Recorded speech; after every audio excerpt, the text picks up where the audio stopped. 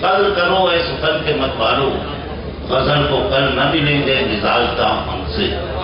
جانثار اختر کے اس شعر کو محترم پروفیسر وسیم بریلوی تک لانے میں ایسی گزرگاہوں سے آنا جانا اور سابقہ پڑتا ہے کہ جہاں کہیں ہماری تہذیب کے چراغ بھی جلا رہے ہیں، کہیں ہمارے ادب کے ستارے جگمگا رہے ہیں، وہ شخصیت جس کے لیے ہندوستان کی مختلف دانشگاہوں میں بہت کچھ لکھا گیا، بہت کچھ لکھا جا رہا ہے اور بہت کچھ لکھا جائے گا، وہ شخصیت کہ جس کو مشاعرے کے لمحے سنتے ہیں ادب کی صدیاں محفوظ کرتی ہیں، اور وہ شخصیت جس نے 45 سال یونیورسٹی میں درس دے کر 3:30 بجے تک بیٹھنا، شعر سننا،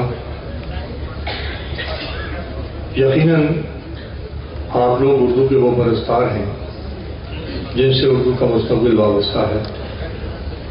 میں تو بہت حقیر فقیر سا آدمی ہوں، لیکن میری مظلومیت کا آپ اندازہ لگا سکتے ہیں کہ میں 3:30 بجے آپ کو شعر سنا رہا ہوں، مجھ پر پوری رات بیٹھ کر کیا گزرتی ہے۔ مگر یہ صرف آپ کی یہ محبتیں ہیں جو توانائی پیدا کرتی ہیں، ہمت دیتی ہیں، اور میں جان پر کھیل کر بھی بیٹھا رہتا ہوں۔ آپ کی اجازت سے کچھ شعر آپ کی خدمت میں پیش کرتا ہوں۔ ایک شعر سے آغاز کرتا ہوں کہ خود کو منوانے کا مجھ کو بھی ہنر آتا ہے، خود کو منوانے کا مجھ کو بھی ہنر آتا ہے، میں وہ قطرہ ہوں سمندر میرے گھر آتا ہے۔ خود کو جو دیکھتا ہے وہ آنکھوں میں ڈوب جاتا ہے، تمہارے حسن کی تفصیل کون بتلائے، جو دیکھتا ہے وہ آنکھوں میں ڈوب جاتا ہے۔ اور ایک نیا شعر مولانا فرمائیے، پیش کرتا ہوں کہ میں بولتا گیا ہوں وہ سنتا رہا خاموش۔